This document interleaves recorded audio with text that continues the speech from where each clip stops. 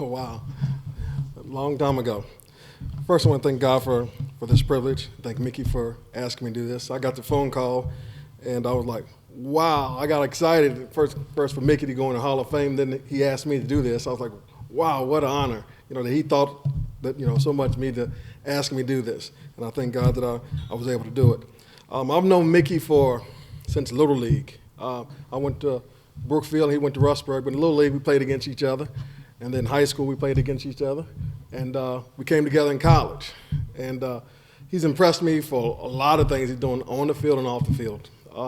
First, we were here in college, and we had a strength test. As a freshman, they mark a bar, make sure you're getting stronger. So we were in the weight room, and there was a squat day.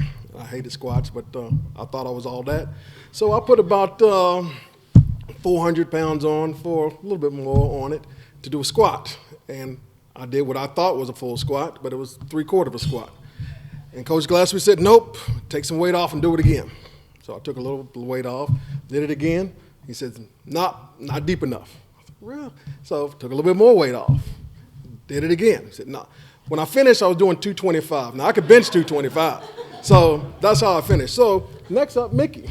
Now Mickey puts more than what I had on the bar, 450, 470, something like that on it. And I was like, man, did he not see what just happened to me? He's gonna do this? But sure enough, he did it, put it on there, went down, but he went all the way down. But Coach Gillespie said, nope, not deep enough. Instead of taking the weight off, Mickey left the weight on his back and did it again. And I was like, well, he went deep to me. I thought he went deep enough again. The coach said, nope.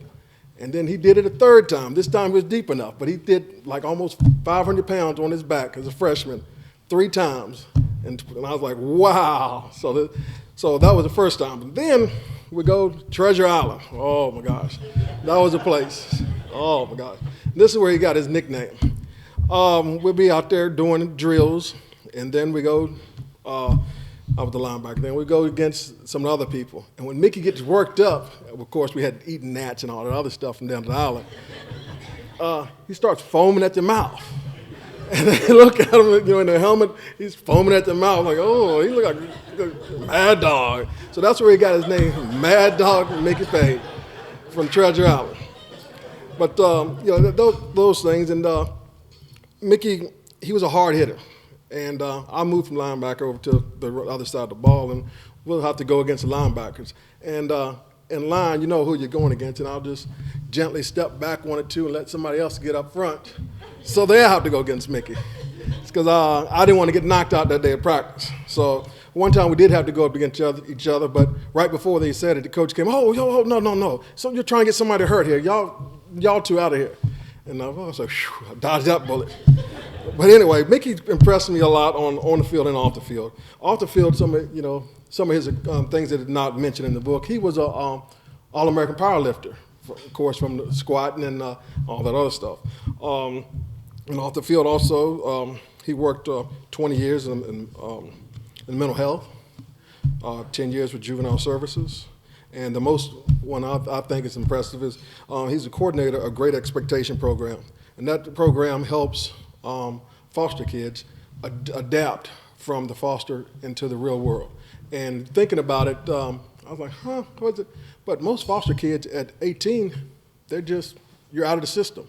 So most of them are homeless, uneducated, because they haven't gone to college. You need a college degree to do most anything. And they're just, after you age out, you're out there. Now, what are they to do?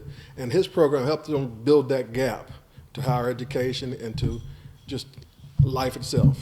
And that's what I'm most proud of Mickey, about him giving back to the community and the things he do. He influences a lot of young kids, if he knows it or not. But, people on campus know Mr. Paige, and people around the community knows Mr. Paige from coaching high school basketball, and just for the man he is. He's a great man of God and a great inspiration to young kids to look up to. And I'm proud to call him my friend. And that's number 32, Mickey Paige.